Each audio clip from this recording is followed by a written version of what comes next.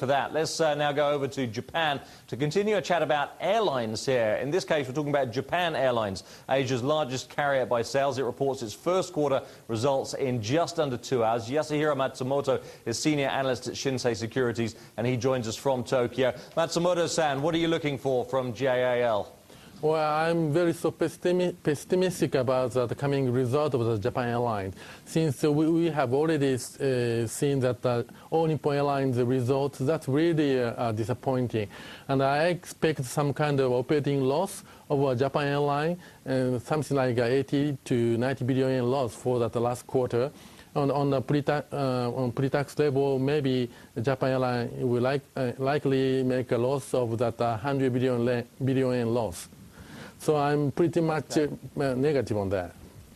Yeah, that's not good. That's, no good. The company has been cutting costs to try to cope with this. It's been doing that for a very long time, though. I mean, when do you think we might get a turnaround?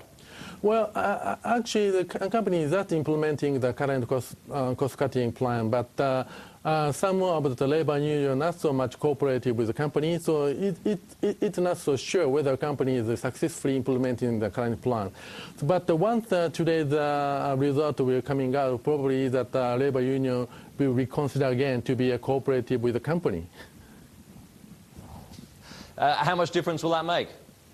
Well, actually, the key issue is that the company get a concession from the revising the pension plan that give that 85 billion yen gain for the company. So without this gain, company will definitely go deep in debt.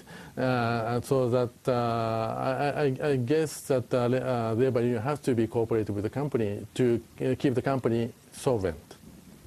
When we were speaking to Cathay Pacific Airways yesterday, they were telling us they can fill economy by offering all kinds of deals, but you don't make any money in economy. You need to fill your cargo space, you need to fill your premium seats, and both of those have suffered very badly. Is this story the same at Japan Airlines? Well, that's not much different from that airline to airline, and that I think that the recovery of the global economy is a benefit of the cargo businesses.